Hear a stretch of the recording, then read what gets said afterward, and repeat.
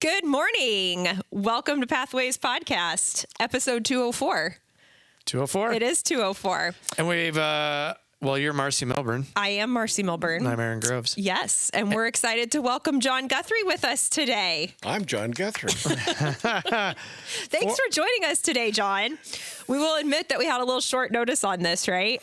Yeah, I thought you guys must really be desperate. Nope.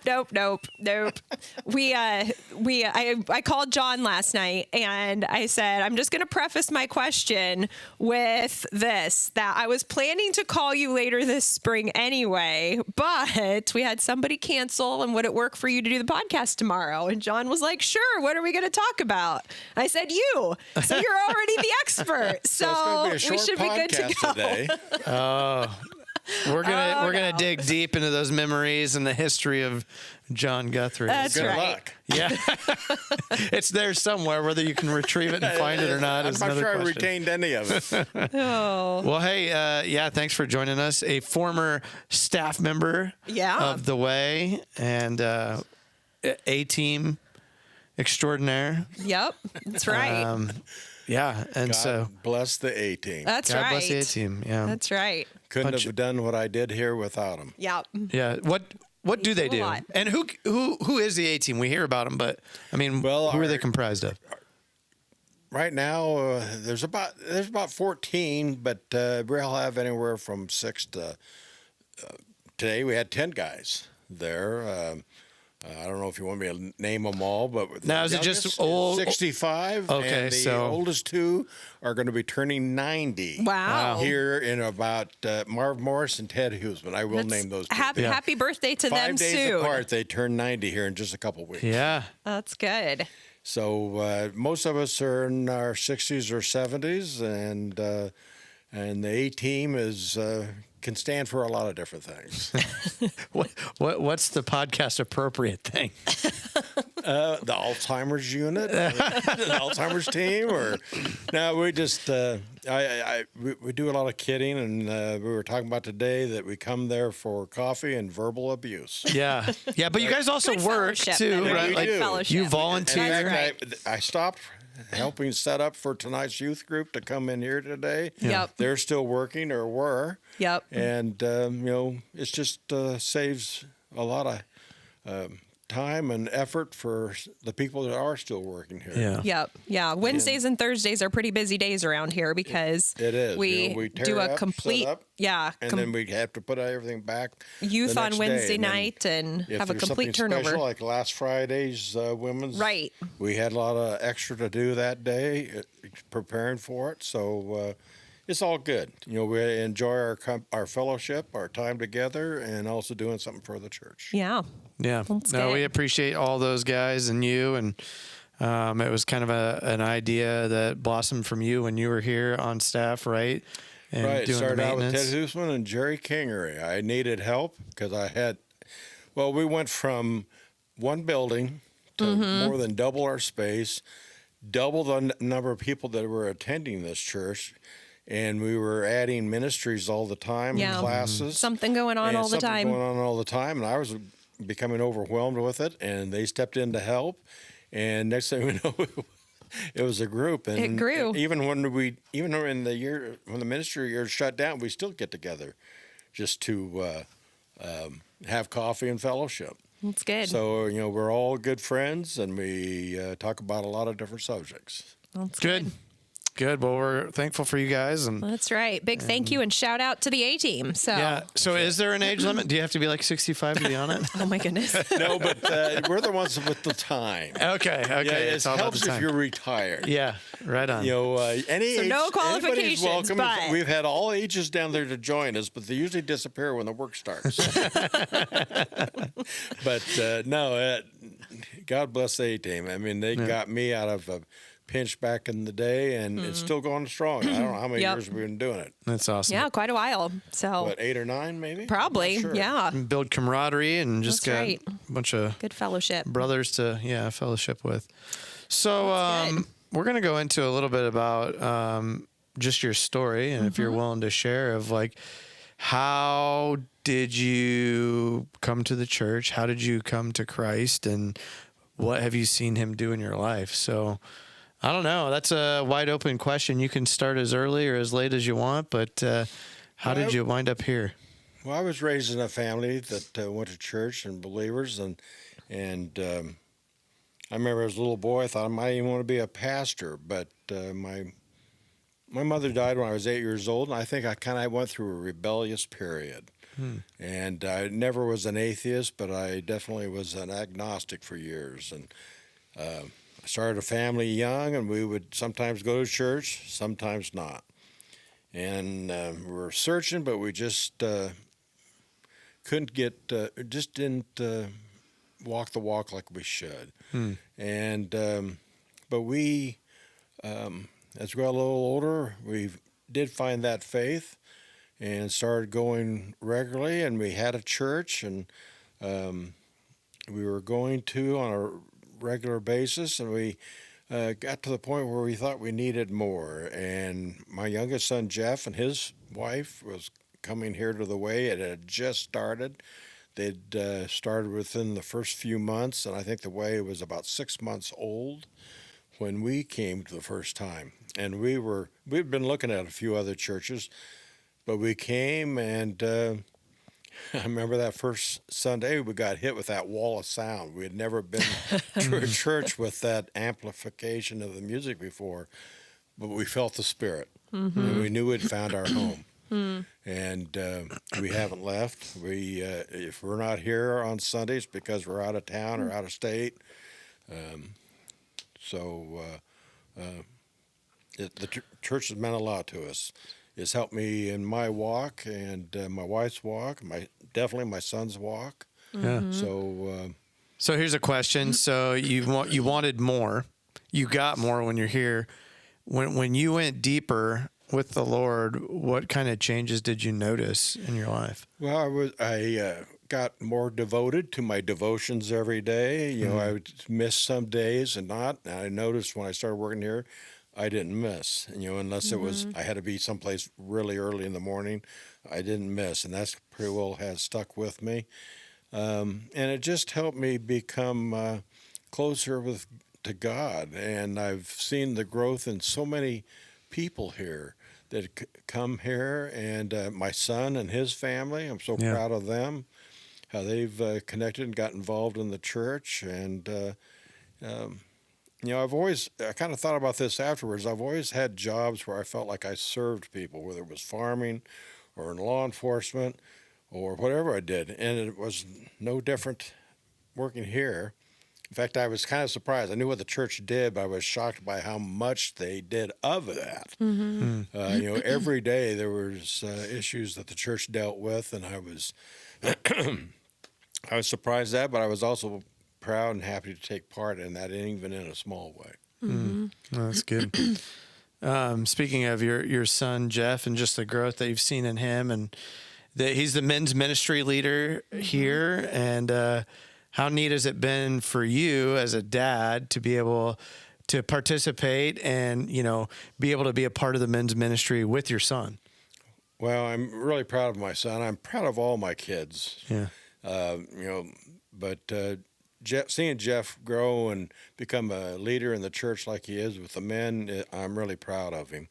And, you know, and we enjoy that. You know, when we come on Thursday nights, I would invite any men that are listening to this to come on Thursday nights. We have a little bit of a lesson, but the best part of it is the table talk afterwards. The fellowship and just comparing our lives, and you know, we're all not that different, and we all go through the same things in life, and being able to relate and depend on God and having Jesus in our lives is important, and that's what Kingdom Builders does. Yeah, and it builds community too, you know, and I know you guys are often praying for each other, and if someone has an issue that they know that the relationships they've built in the men's ministry, they can go to any one of them and get prayer. And not only that, we kind of reach out in the community when we hear that there's an issue. Sometimes you, Aaron, will kind of give us a heads up on something that needs done, and we'll find somebody in the group that will have some skills or time to help citizens of the community Yeah. also. So that it's all good. It's all about serving. Giving back, yeah.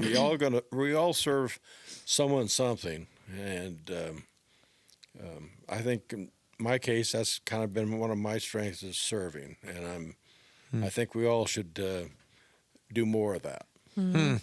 Yeah. Men's breakfast on Saturday mornings too. And don't want to forget to mention that, right? No, that's right. Men's breakfast Saturday of every month, and there's a handful of men that come in at 5:30 in the morning on that Saturday and start cooking breakfast, and we always have it ready to go by 7 or shortly after. And we have a guest speaker, and it's just another time of fellowship. That's good. So it's all good.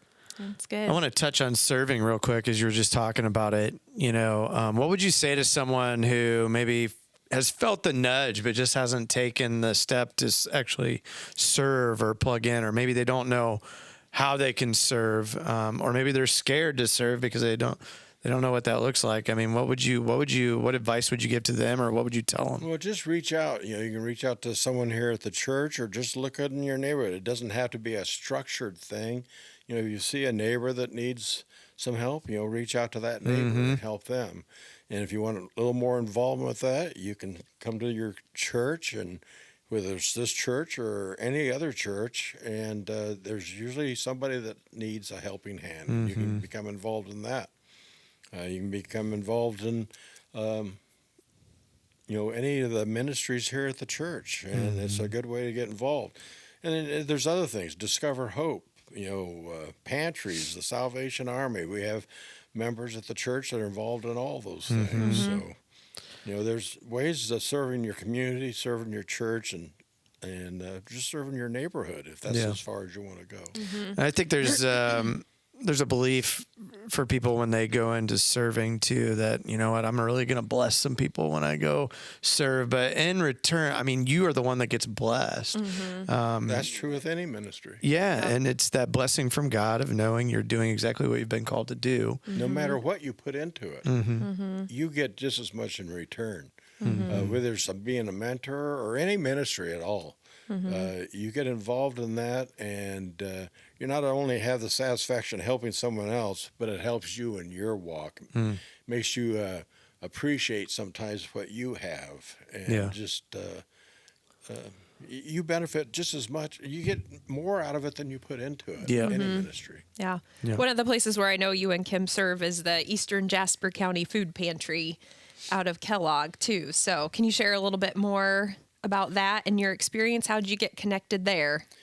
Well, that pantry's been around about 10, 11 years, and a year or so into it, it was started by several churches in the eastern part of Jasper County, and we knew some people on that, and they asked us if we'd be interested, and we even had them come to our spa group at the time and talk about it. And I don't know, just kind of we felt the nudge on that. And so Kim and I got involved, and we've been on the board now for a number of years. We work there every month, and we're not only gotten involved in it, but we have 2 granddaughters. In fact, we've got 4 granddaughters, but 2 of them don't live close, but they all have become involved in helping there, and they love it. And I just love to see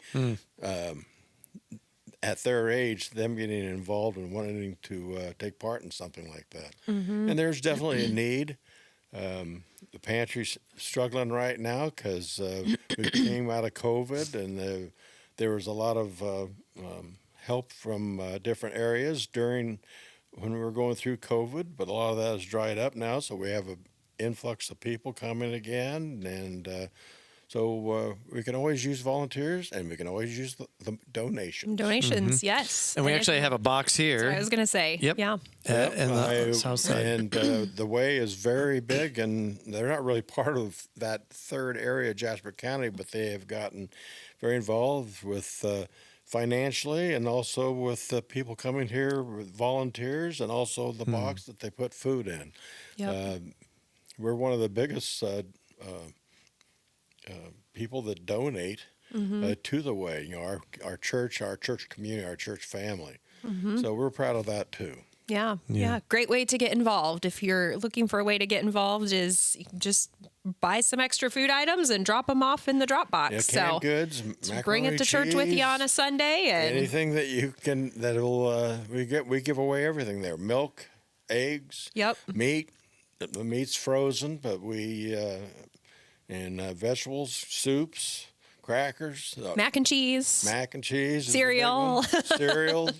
We give away a lot of things there, all kinds of good stuff. And That's right. You know, the smallest household gets a grocery cart full of food, and some of the bigger ones get more than that. Yep.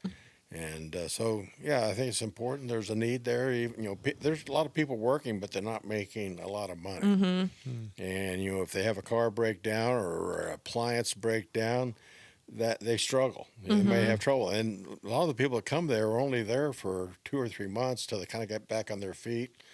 And, you know, we have senior citizens on a fixed income that struggle trying to, you know, pay bills. And so they utilize it also. But Great ministry. yeah, it is. Yeah. And again, you get more out of it than you put into it. I want to touch on another area of the church, and I think what the church does well. And you talked a little bit about it with the A-team, but just this idea of community and this idea of having brothers and sisters in Christ to be there, to pray for you and to support you. And you know, I asked you before the podcast, is anything off limits? And you said, we'll see. Or actually, I think he said, I just won't answer. Yeah. I'm pretty open about most subjects. Yeah. Well, I want to talk about just, you know, you've experienced some health issues in the last several years. And one of the things that I witnessed at our church that, you know, it was really neat and like my heart just filled was when you were in the hospital and you were like really struggling. And it was almost, we weren't sure if you were going to make it. And on Sunday, I watched a group of believers that were your friends gather by the cross, hold hands in a circle, and just pray for you. And I was like, that is awesome to have that support and that care and that community that, and I know it wasn't just limited to that day either, that they were praying for you and checking in. But what a special thing we get to be a part of. And, you know, do you just want to talk a little bit just about what it means to be a part of church community where you get that support? And it wasn't just at the church. You're going to choke me up over it. They came to our home and did the same thing, put a hands-on prayer, and got a lot of friends. And I'm a firm believer in prayer, getting you through things. You know, I say that, but you know, a lot of people get prayers for and don't make it. You know, I just lost a good friend here at the church, Mark Holford. And we all did the same thing for him. You know, you don't know what's in God's plan. But Mark and I had the same philosophy. He was there for me when I started struggling with cancer. And I try to be there for him when he struggled with it too. But we both had the same philosophy. We knew in the end, no matter what, we're going to be healed. And so knowing that, you can face it. And knowing that you got God in your corner and He's going to be there for you, no matter what the outcome is. In the end, you will be healed. And so, and Mark believed that fully, and so do I. And so, you know, sometimes I wonder, you know, I don't know what God's plan is. You know, He seems to be answering prayers for me, but He doesn't always answer those prayers for everyone else. You know, his family's got that hole in their lives now. But Mark wasn't we're going to write it out. He was fine. He knew where he was going. Yeah. And one of the last things he told me, he was going to be saving a seat on the bench up there. He says, but I don't know if they have benches up there. But if they do. I'm sure they do, Mark, and if not, you'll make one. That's right, exactly. And I'm sure within hours he was looking for a good workbench and maybe working on chariots or whatever else they got up there. He would be working on them. So because he did so much for the church. There's another man that gave so much to the church. Yep. Yeah. Yeah. And I was glad Pastor Steve at his funeral, he asked who here has Mark Holford helped, and I think 99% of the people stood up or raised their hand. Yeah. Because he was just that kind of a man. Yep.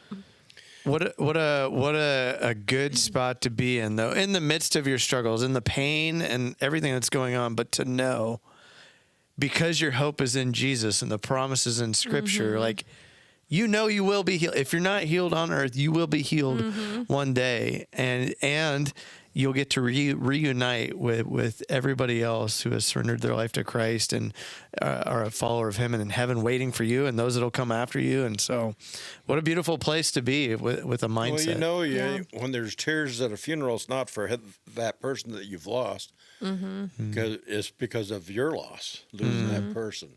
Because if you have faith, you know where you're going to be, and you know that, like we've already said, you're going to be healed no matter what the issue is. So, if you have faith, you can face just about anything. And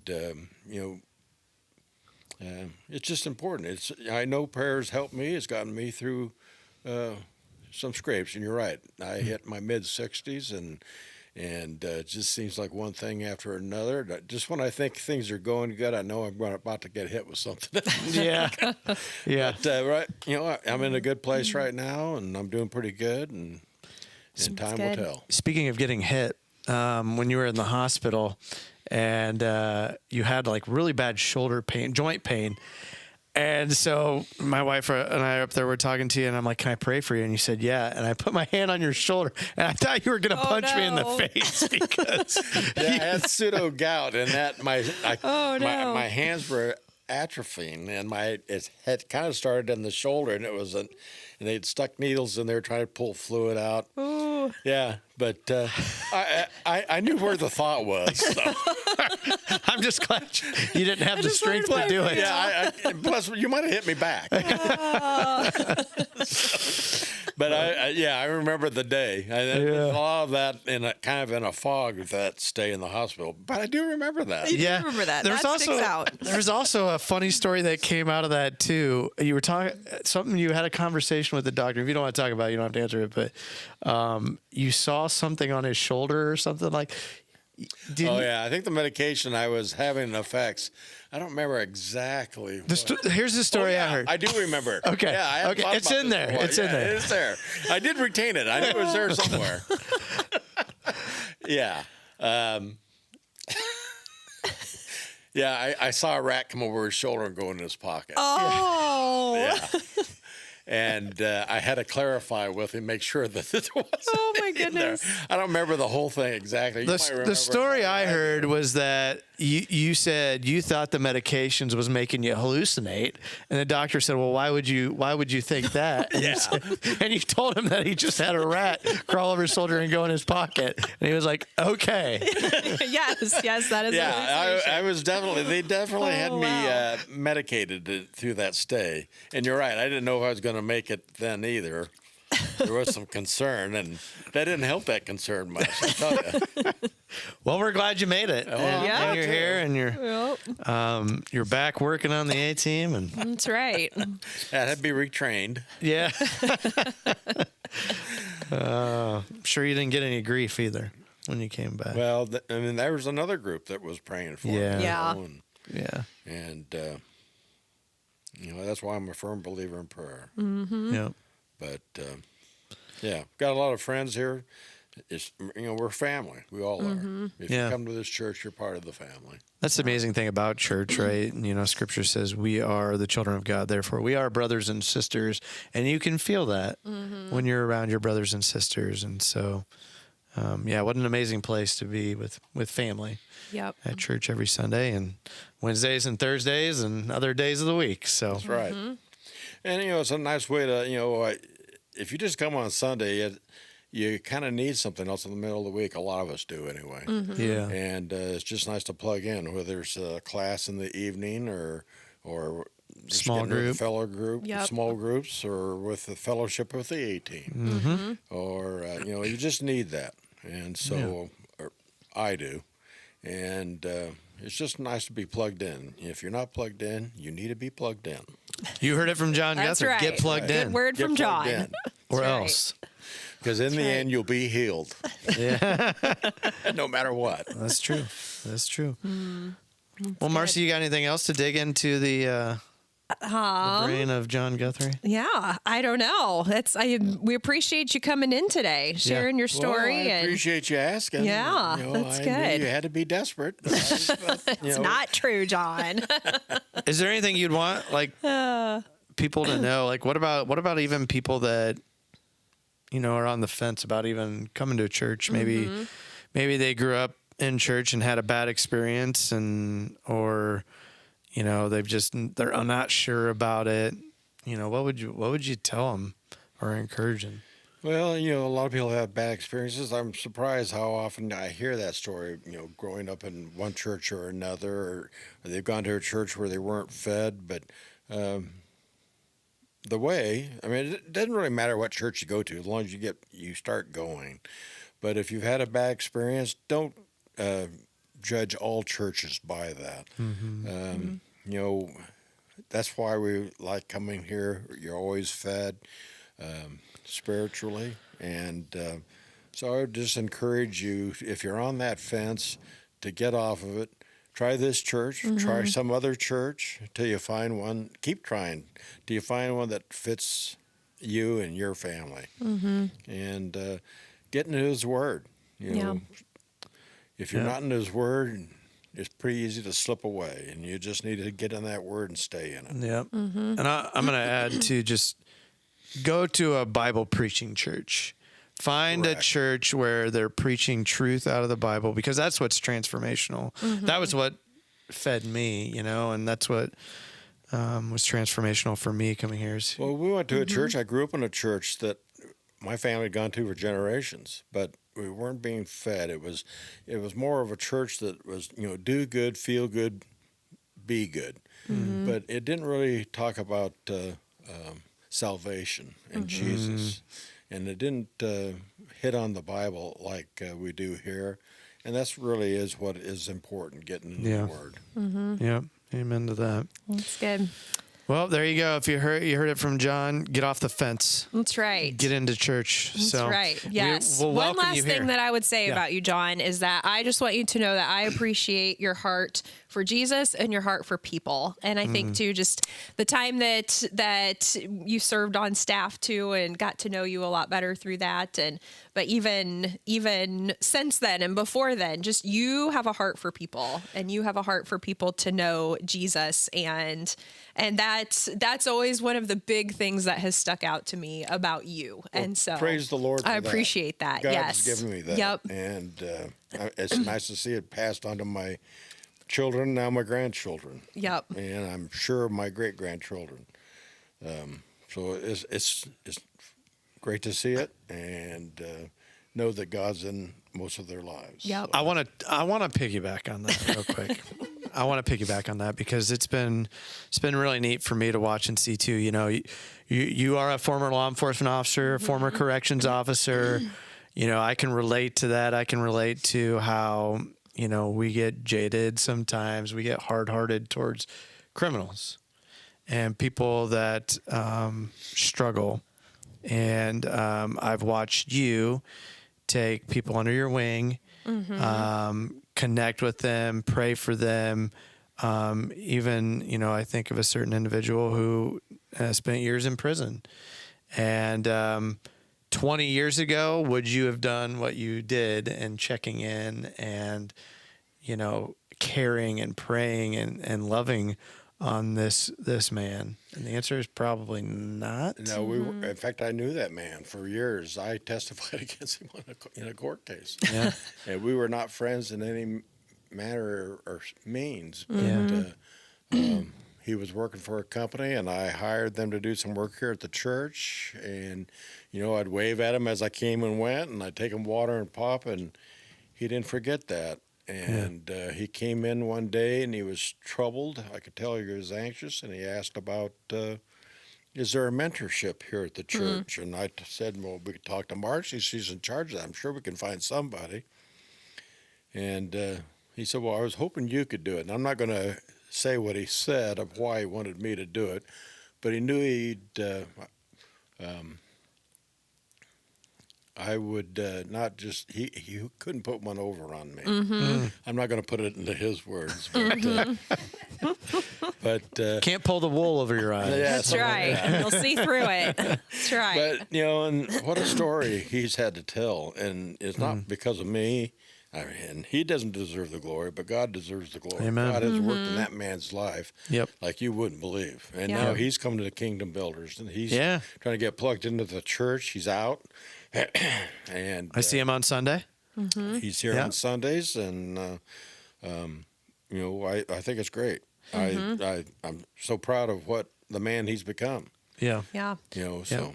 God does do the work in our hearts, but he does use the people to walk alongside them and encourage them and mentor them and give them biblical advice. And so, Well, he's done so well. I've been telling him for several years now he's going to end up being my mentor.